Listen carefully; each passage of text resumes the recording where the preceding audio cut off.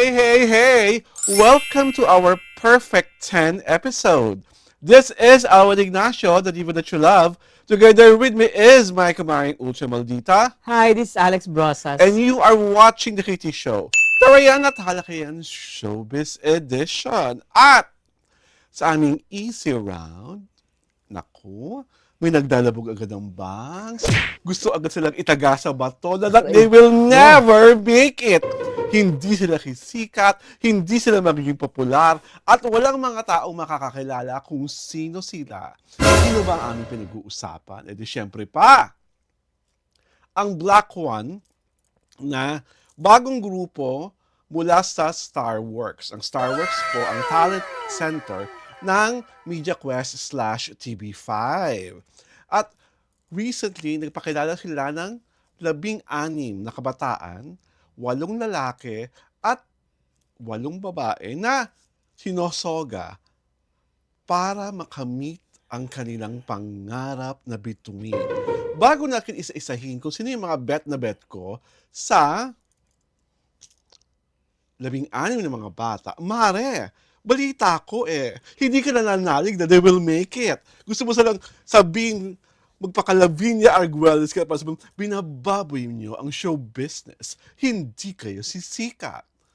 Bakit ganyan ang pakiwari mo sa mga bagets na ite? Frankly, they'll never make it. They'll never make it because? One, because, no offense man to TV5, kasi wala masyadong nanonood sa network na yan. Okay. Diba? Although, makikita mo sa kanila yung perseverance nila to make better shows. Okay. To make outstanding shows. Mhm. The problem is, only a few watch them. Mhm.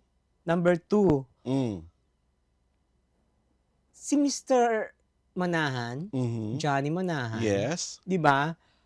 He came from ABS-CBN. Oo. Tapos, he shifted to GMA7. Mhm. Now, this is his third chance Mhm. sa TV5. Mhm. Di ba? Mm. He will never replicate Mhm. his success as a star maker in ABS-CBN. Because?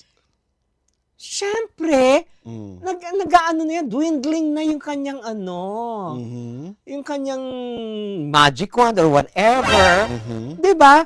Oh, when he was at Sparkle, Mm. may nag-spark ba? Okay. That's a valid observation. Di ba? Mm. Oh, na-maximize na. Mhm. Na-saturate na niya Mhm. ang star-making Mhm. dominion sa ABS-CBN. Mhm. So, everything slides off. Mhm. Di ba? Kasi na-maximize mo na your full potential as a star maker. Mhm. Di ba? Mm. It only comes once, not Mhm. twice, not thrice. Okay. And, meron ka pa idadagdag? At saka, ang tawag dito, alam mo kasi, hopefuls are a dime a dozen. Mhm. So, ang dami talagang makakalaban. Mhm. Ang daming ang daming tawag dito, competition. Mm. Ang daming magiging rivalry. Mhm. Di ba? 16 for now. Mm. Pero ilan yan after? Di ba? Mm. Black Diba, 1, Black ilang 2, Black blocks? 3. Oh. Oh, ilang blocks yan, di ba? Mm. Sa 16, maswerte na kung may 2 o 3 sumikat. Mhm. And then the next block, Mm. baka ganun din. Well, going to that argument, even during the time of Star Magic with Mr. M, when he had this, iba meron silang mga grupo-grupo. Batch 1, batch 2. Oo. Hindi rin naman lahat ng batches. Kunyari sa 8 nandun sa batch na yun.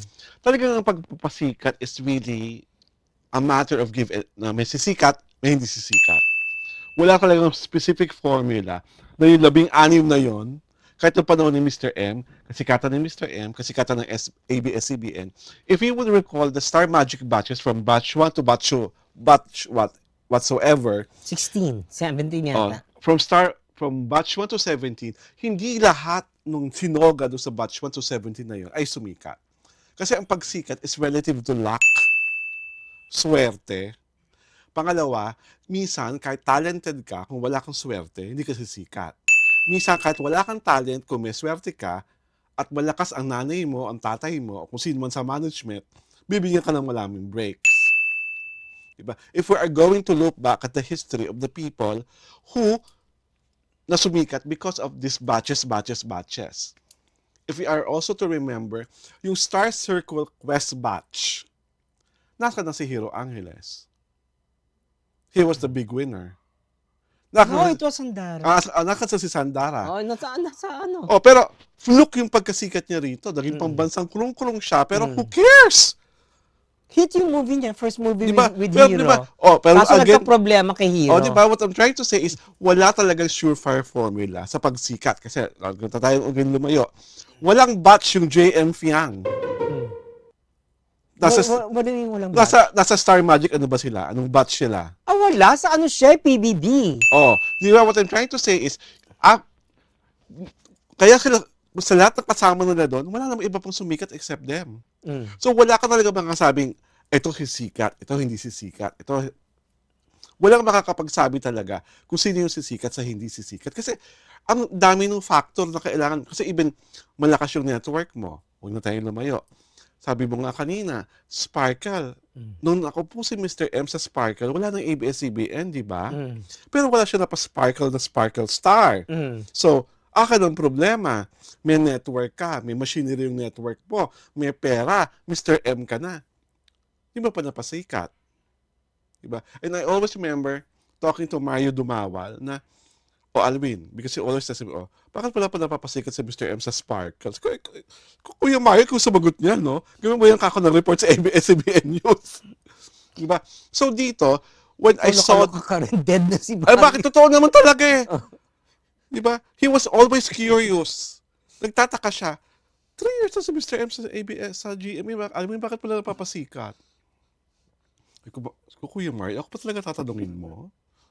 Diba? So, tung nakita ko, tung mga batang ito, even if they have the network, even if nandyan si Mr. M, kung wala silang likas na swerte, kung wala yung tamang timing, kung wala yung tamang proyekto, at isa pa, kung hindi iayusin ng TV5 ang kanyang network, lalo na yung feed niya, para nakikita ka sa buong bansa, tayong mga taga Metro Manila lang at makakakilala kung makikilala mo ng sila. And of course, these young kids should also create a good impression. Hindi lang sa press, kundi doon sa mga taong supposedly makaaring maging mausisa sa kanila. At saka they have to be talented. Kasi alam mo, may ganyan eh. Hindi talented pero sikat.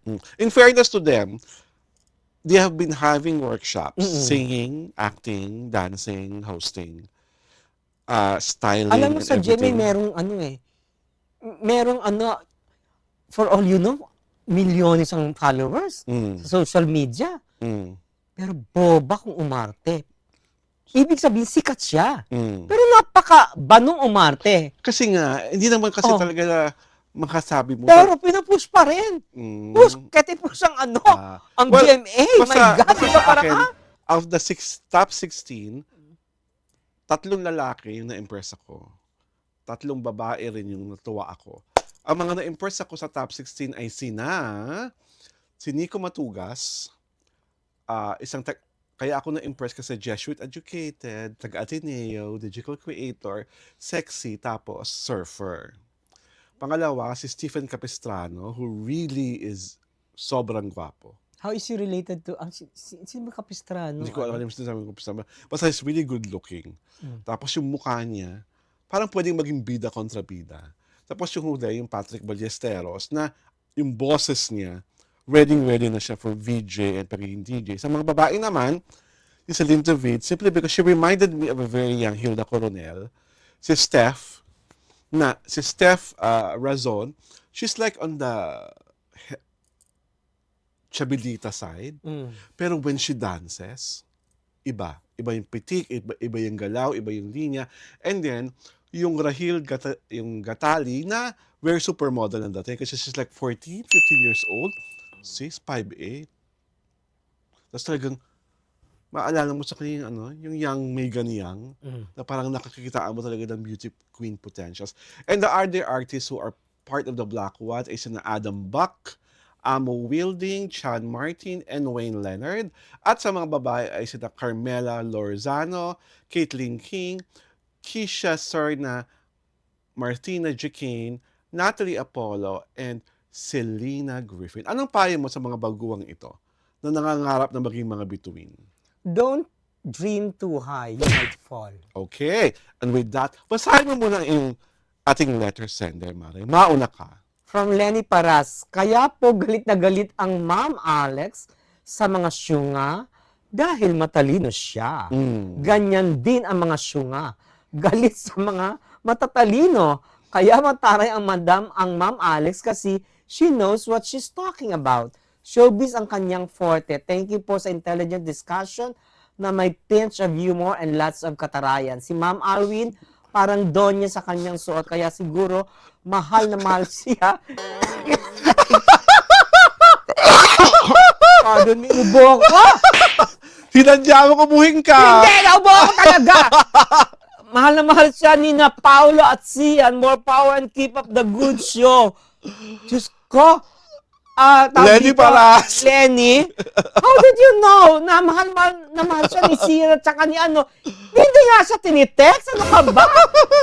Wala nga physical presence sa mga importanteng aspeto ng buhay ni Alwi. Tapos mahal na mahal. Diba? Naku ha? Akaloka ka, Lenny Paras ha?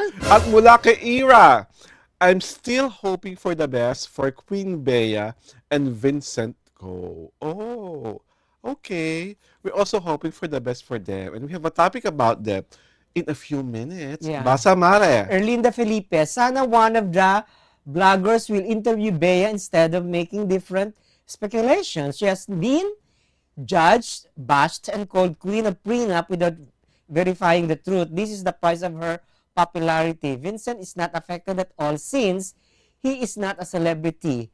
I doubt if he reads the comments and the brags. Okay.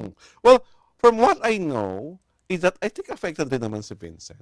Wala namang lalaki o babae, for that matter, na muntik nang ikasal, tapos hindi natuloy. Hindi apektado. Hindi ka apektado. Oo. Diba? At mula kay Madeline, thanks po lagi at Diario Tirada.